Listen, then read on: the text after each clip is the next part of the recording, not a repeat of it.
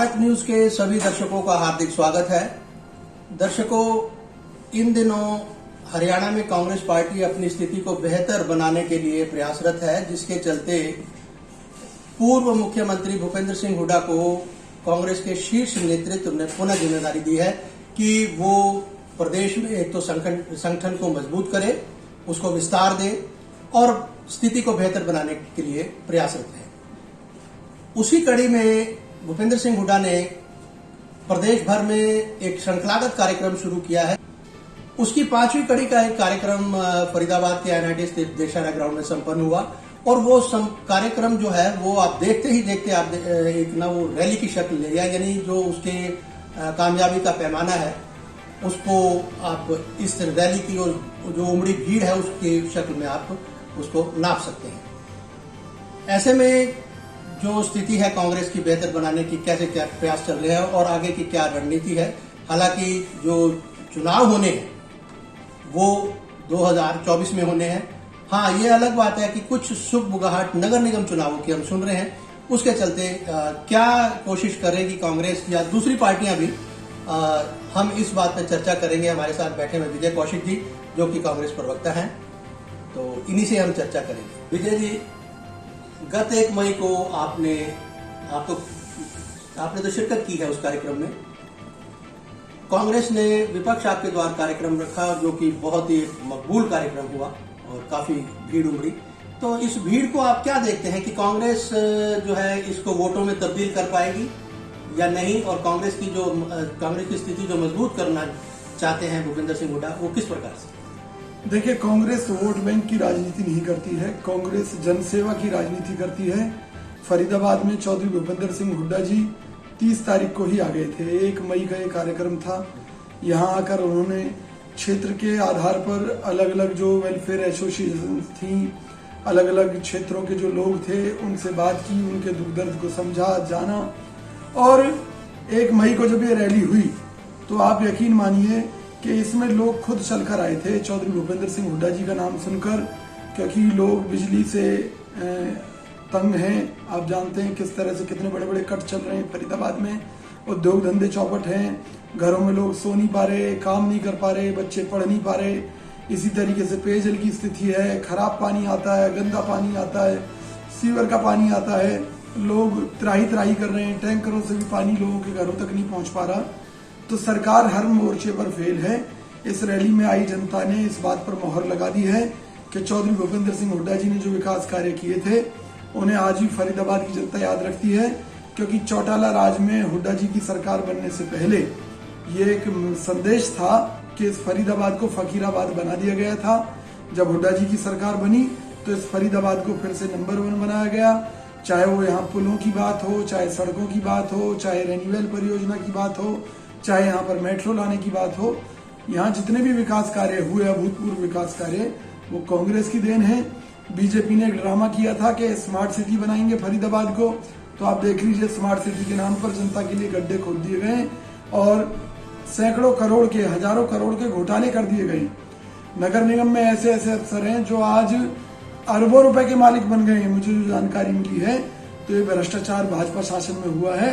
अफसर मजे कर रहे हैं, जनता त्रस्त है और भाजपा अपनी ईमानदारी का ढोल बजा बजाकर लोगों को लूटने में लगी हुई है। विजय जी, सरकारों की सफलता और विफलता को आप किस तरह से आंकना चाहते हैं? आपने कांग्रेस की तारीफ की कि हुड्डा जी की सरकार में बहुत कुछ उपलब्धियां हुई, और वर्तमान सरकार की विफलताओं को गिनाने के लिए विपक्ष आपके द्वार जैसा कार्यक्रम, विपक्ष आपके समक्ष जैसा कार्यक्रम कांग्रेस आयोजित कर रही है, तो किस तरह से आप सरकार की सफलता या विफलता का आकलन करना चाहेंगे? मैं इस आधार पर करना चाहूंगा कि देखिए, जब हरियाणा में कांग्रेस की सरकार थी तो 4 नए पावर प्लांट लगाए, चाहे वो झाड़ली हो, चाहे वो खानपुर हो, कई जगहों पर पावर प्लांट लगाए। और जब कांग्रेस सरकार सत्ता में से बाहर हुई थी तो उस समय हमारे हरियाणा के पास सरप्लस बिजली थी। मुझे ये बता दीजिए, पिछले 7 साल में बिजली की क्षमता को बढ़ाने के लिए, प्लांटों की क्षमता बढ़ाने के लिए, नए प्लांट लगाने के लिए मनोहर लाल खट्टर सरकार ने क्या किया है? जो हरियाणा के ऊपर कर्ज था आज वो कई सौ गुना इस सरकार ने कर दिया।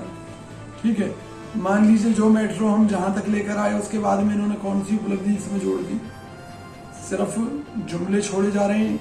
अच्छे दिनों का जुमला मोदी जी ने दिया था, अमित शाह जी ने चुनाव के बाद कह दिया था कि भी वो तो चुनावी जुमले थे, तो अच्छे दिन की जगह बुरे दिन आ गए।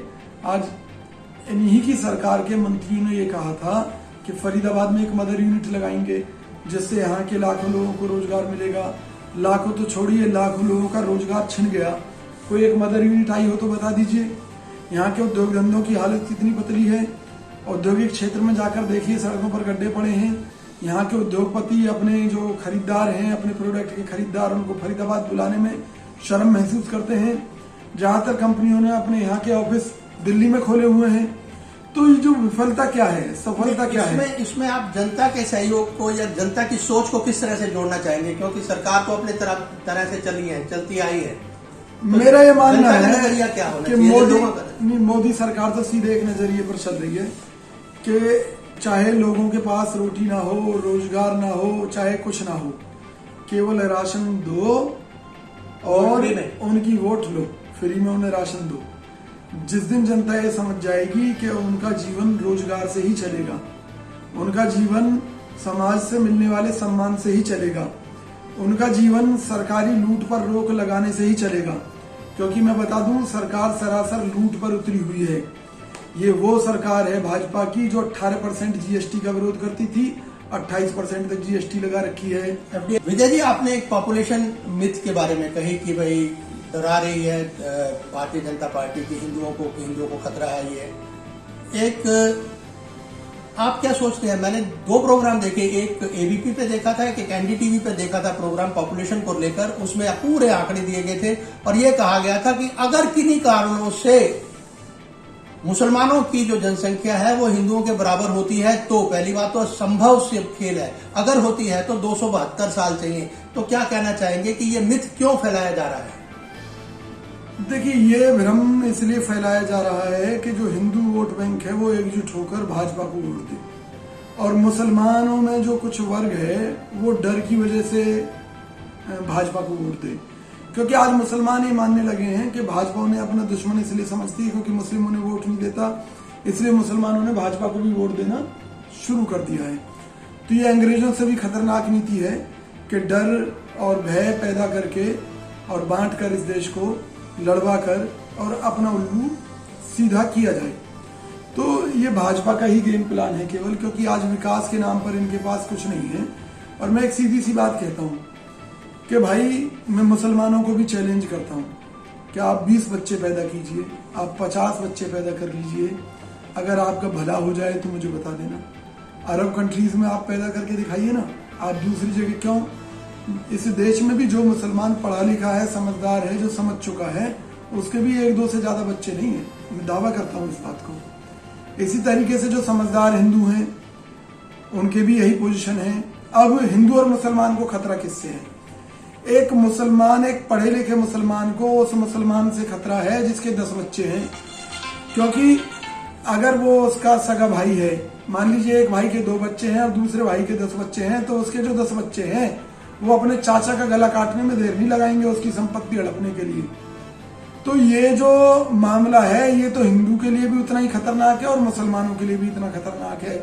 तो जो हिंदुओं में पढ़ा लिखा वर्ग है और जो मुसलमानों में पढ़ा लिखा वर्ग है, कोई भी आबादी नहीं बढ़ा रहा, ना ही बढ़ाना चाहता। और मैं कहता हूं मुसलमान हमसे ज्यादा भी हो जाएं तो भी इस देश की आर्मी किसके पास है? सरकार के पास है ना।